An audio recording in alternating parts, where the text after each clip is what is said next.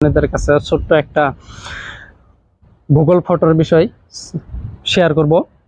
ছোট্ট একটা সেটিং, যে সাপোজ ফটো অন্য একটা মোবাইলে থেকে আপনার মোবাইলে কিভাবে অটোমেটিক শেয়ারিং করতে পারবেন।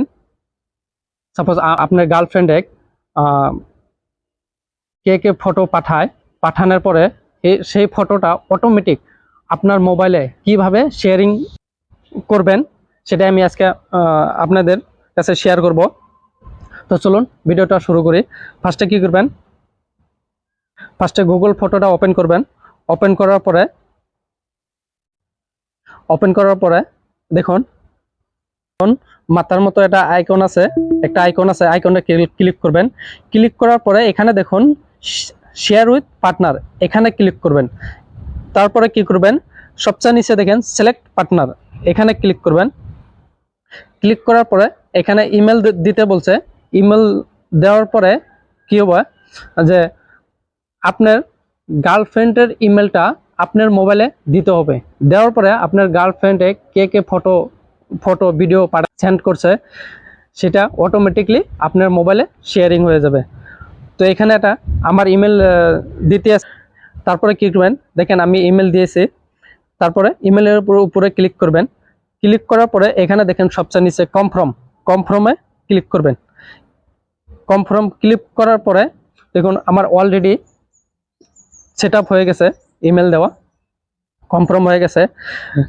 তারপরে দেখুন গার্লফ্রেন্ডে বুঝতে পারবে না যে আপনার গার্লফ্রেন্ডে কে ফটো পাঠাচ্ছে, সেই ফটোগুলো অটোমেটিক আপনার মোবাইলে শেয়ারিং হচ্ছে।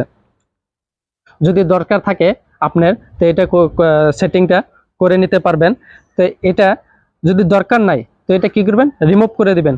রিমুভ কিভাবে করবেন, দেখুন এখানে দেখুন পার্টনার শেয়ারিং, এখানে ক্লিক করবেন।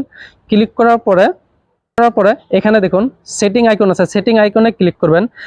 তারপরে সবচেয়ে নিচে দেখুন রিমুভ পার্টনার, এখানে ক্লিক করবেন, রিমুভে ক্লিক করবেন। তারপরে রিমুভ করার পরে দেখুন অলরেডি রিমুভ হয়ে গেছে ইমেলটা। আপনার গার্লফ্রেন্ডে যদি কেউ যদি ফটো পাঠায় আপনার মোবাইলে অটোমেটিক শেয়ারিং হবে না। এই ছিল গুগল ফটোর উপরে আমার একটা ছোট্ট একটা টিপস। তো ভিডিওটা যদি ভালো লাগে বেশি বেশি করে শেয়ার করবেন, আর সবাই দেখার জন্য সুযোগ করবেন। আর আমার ফেসবুক পেজে যদি নতুন হয়ে থাকেন, ফেসবুক পেজটা ফলো দিয়ে রাখবেন। আর যদি ইউটিউবে থেকে দেখছেন, ইউটিউব চ্যানেলটা সাবস্ক্রাইব করে বেল আইকনটা বাজায় দিবেন, যাতে আমার নতুন নতুন টিপস